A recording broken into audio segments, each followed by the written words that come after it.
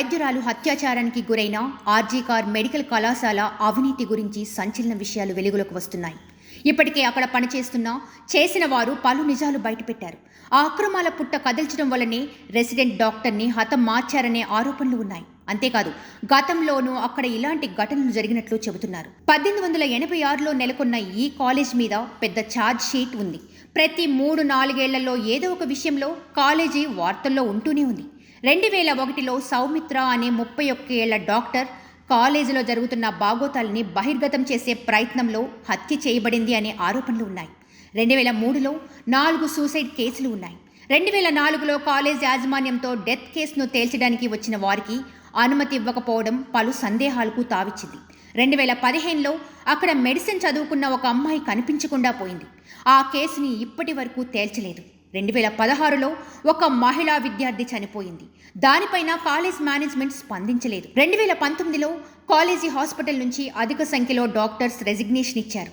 తాజాగా రెసిడెంట్ డాక్టర్పై దారుణం జరిగింది. అంతేకాదు, కళాశాల మాజీ ప్రిన్సిపల్ సందీప్ ఘోష్ అవినీతి బాగోతానికి అడ్డు అదుపు లేదన్న కామెంట్స్ వినిపిస్తున్నాయి. అనాథ శవాలను కూడా విక్రయించేవాడని, ఔషధాలను బంగ్లాదేశ్కు అక్రమంగా ఎగుమతి చేసేవాడని ఓ మాజీ ఉద్యోగి పేర్కొన్నాడు.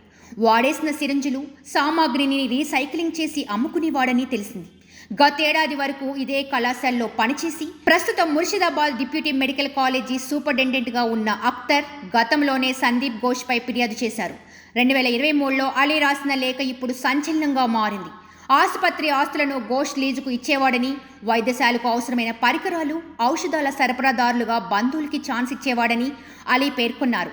సరఫరాదారుల నుంచి 20% కమిషన్ పుచ్చుకునేవాడని ఘోష్పై అలీ ఆరోపించారు. అంతేకాదు, పరీక్షలు తప్పిన విద్యార్థుల నుంచి కూడా డబ్బులు తీసుకున్నాడని ఆరోపణలు ఉన్నాయి.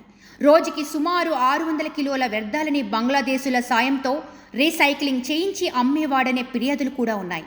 పలు ఘటనలో అతడు దోషిగా తేలినా ఎవరూ చర్యలు తీసుకోలేదని అలీ పేర్కొన్నారు. సందీప్ ఘోష్ తన భార్యపై కూడా దాడికి పాల్పడినట్లు ఆరోపణలు ఉన్నాయి.